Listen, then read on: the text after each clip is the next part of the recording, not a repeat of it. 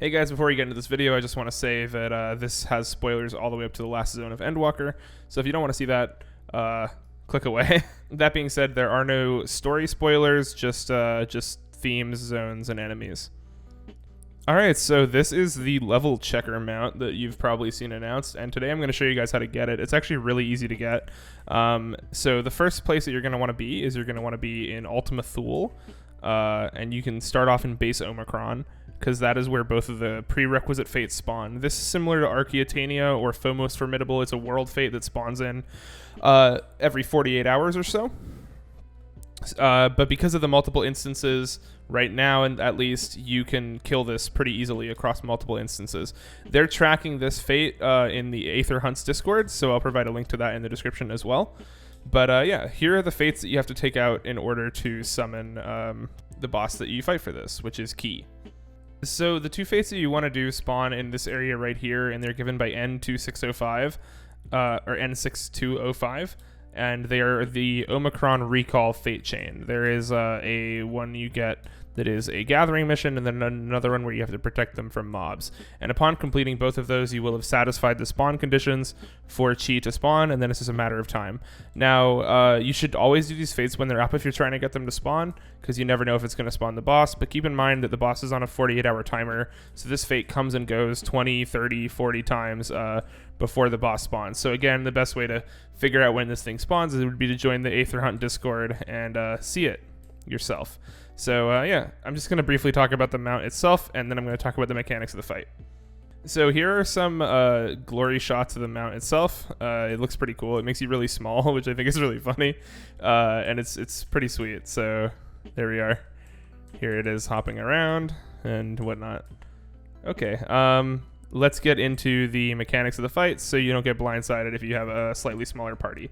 So first off, he has two abilities that he uses in tandem with each other or on their own.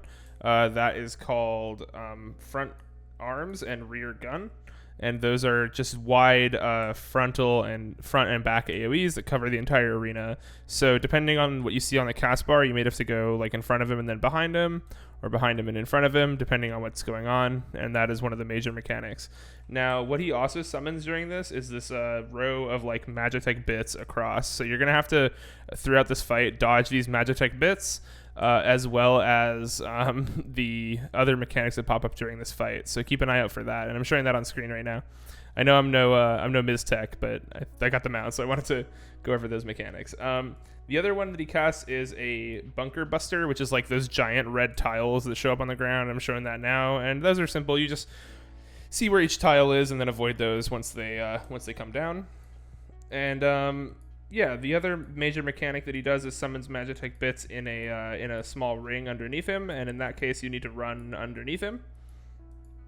And the last one that he does is he summons these spreading AoEs on the corners of the map, and those spreading AoEs will like explode, and then all the adjacent pieces that they touch will explode. And so to resolve that, you just move into a space that just exploded. And if it's on both sides, you move into a space that just exploded. Then when the next one explodes, move to that space, and then move to the center to avoid dying there. And hopefully that should be good. This is a really short video because it's a really easy mount to get. But yeah, so that's the mechanics, and let me just show you guys where to trade it in right now. Alright, so if you teleport to Razadhan, you just want to go down this little hallway here and talk to Nesvas here.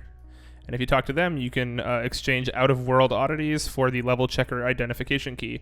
It takes 12 chi bolts or key bolts, so you're going to have to defeat him twice or fail 3 times. Yeah, and that's how you get them out. So there you go, guys. Enjoy. This is one of like 6 mounts that they added to the game. So if you have this, you have a pretty rare mount. This is shorter than my regular videos, but I wanted to upload these to sort of document my progress throughout the game as well, and the stuff that I unlock. So yeah, I'll be going over some of the stuff that you get with bicolored gemstones, some of the minions and whatnot later on. But for now, enjoy this mount and happy fate farming. Go into the description to join the Aether Hunt Discord. And the final thing is that this timer, we believe it's at like a 36 to 72 hour timer. So, but that's circumvented by the fact that you can kill it on multiple instances, which is really crazy. So take advantage of that while you can and get this mount. And yeah, see you guys later.